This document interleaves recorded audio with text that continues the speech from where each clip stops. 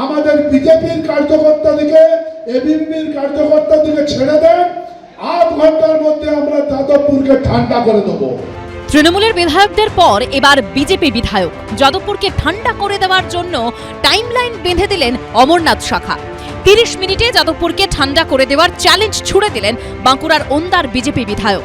ন্যূনতম 30 সেকেন্ড আর সর্বোচ্চ 2 মিনিট। মন্ত্রী থেকে তৃণমূল বিধায়ক যাদবপুর বিশ্ববিদ্যালয়কে বাগে আনতে যে যার মতো করে হুঁশিয়ারি দিয়ে বেঁধে দিয়েছেন টাইম ফ্রেম।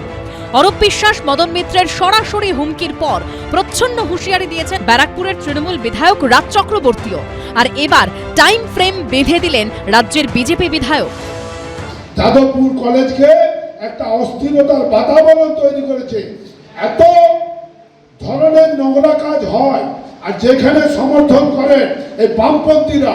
আমরাও কেন্দ্রীয় নেতৃত্ব এবং রাজ্য নেতৃত্বকে বলবো যে সমস্ত কিছু বিবেচনা করে আমাদের বিজেপির কার্যকর্তাদিকে এবিভিপির কার্যকর্তাদিকে ছেড়ে দেন, 8 ঘন্টার মধ্যে আমরা যাদবপুরকে ঠান্ডা করে দেবো।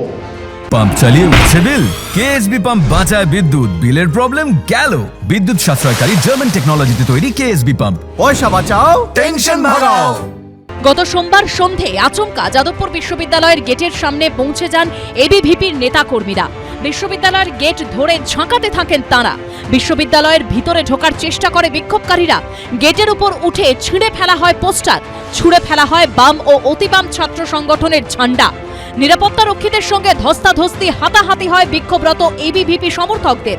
এরপরই যাদবপুর বিশ্ববিদ্যালয় সার্জিক্যাল স্ট্রাইকের হুঁশিয়ারি দেয় এবিভিপি। আর এবার যাদবপুরকে শান্ত করতে টাইমলাইন বেঁধে দিলেন বিজেপি বিধায়ক, জানিয়ে পাল্টা এসেছে ডিএসওর তরফে। এই ধরনের কথাবার্তা যারাই বলছেন তাদের দুটো জিনিস মাথায় রাখা উচিত। প্রথম কথা হচ্ছে, আমরা যারা ছাত্ররা লড়ছি যাদবপুর বিশ্ববিদ্যালয় কেন, সব কলেজ বিশ্ববিদ্যালয়ে ডেমোক্রেটিক স্পেস তৈরি হোক। এক তো এই দাবিটা তারা স্বীকৃতি দিচ্ছেন না, তার জন্য যা পদক্ষেপ নেওয়া প্রয়োজন সেটা হচ্ছে না। উল্টো তারা যেটা উল্টে হুমকি দিচ্ছেন যে ক্যাম্পাসে লোক পাঠিয়ে দেবো, ফাঁকা করে দেবো, মেরে ঠান্ডা করে দেবো, হুমকি দেওয়া, মানে এটা তো প্রমাণ করে এটাই যে আমরা এদের কাছে কিছু এক্সপেক্ট করতে পারি না। শুধু টাইমলাইন বেঁধে দিয়ে হুঁশিয়ারি দেওয়াই নয়, যাদবপুর ইস্যুতে একযোগে তৃণমূল ও সিপিএমকেও নিশানা করেছেন বিজেপি বিধায়ক। একটা কলেজ আছে যাদবপুর, যাদবপুর তো এখন সারা ভারতবর্ষের একটা প্রাণ কেন্দ্র হয়ে গেছে। কারণ চোরে চোরে মাসতো ভাই তৃণমূল আর সিপিএম এক হয়ে গেছে। ওই কলেজে আজকে মমতা ব্যানার্জি এবং সিপিএম গুগলুকানি খেলতে। যাদবপুর বিশ্ববিদ্যালয় একটি মেধা সম্পদের জায়গা।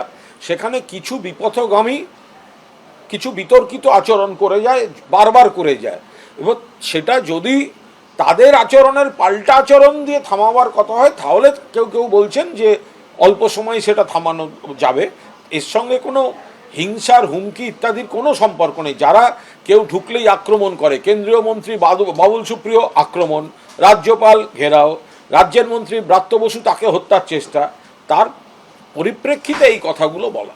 ওরা নাকি সব এবিভিপিকে দিয়ে 8 ঘন্টার মধ্যে ঠান্ডা করে দেবে, কোথাও কিছু করতে পারেনি। বরং কলেজ বিশ্ববিদ্যালয় নির্বাচনে এখনো পর্যন্ত যেখানেই সুযোগ পেয়েছে সেখানেই ছাত্রছাত্রীরা বুঝিয়ে দিয়েছে যে এবিভিপি মার্কা আরএসএস, অথবা আরএসএস মার্কা বিজেপি, অথবা বিজেপি মার্কা তৃণমূল, তার কোনো স্থান নেই। টাইমলাইন বেঁধে দিলেন ঠিকই, কিন্তু নিজের বক্তব্য রাখতে গিয়ে একজন বিজেপি বিধায়ক দেশের অন্যতম শ্রেষ্ঠ বিশ্ববিদ্যালয়কে বারবার যাদবপুর কলেজ বলে গেলেন। আর এ নিয়ে বিভিন্ন মহল থেকে ধেয়ে এসেছে কটাক্ষ। কি করা যাবে, কলেজ বিশ্ববিদ্যালয় ফারাক না বুঝলে আমাদের কিছু করার নাই। এটা দুর্ভাগ্য। যাদবপুর একটা এখানকার শুধু নয়, সারা ভারতবর্ষের একটা বিখ্যাত বিশ্ববিদ্যালয়। ভারতবর্ষে যতগুলো র্যাঙ্ক হয় 1 to 10, তার মধ্যে যাদবপুর বিশ্ববিদ্যালয় পড়ে। অশিক্ষিত ছাড়া আপনারা কি বলবেন বলুন? অশিক্ষিত লোকেরাই এমএলএ হয়, এমপি হয়, তারা এই ধরনের কথাবার্তা বলে। যে যার মতো করে টাইম ফ্রেম বেঁধে দিচ্ছেন ঠিকই, কিন্তু আসল সমস্যার মূলে গিয়ে সমাধান করবে কে? এই উত্তরই খুঁজছেন সকলে। পূর্ণেন্দু সিংহ, অর্ণব মুখোপাধ্যায় ও সন্দীপ সমাদ্দারের রিপোর্ট, এবিপি আনন্দ।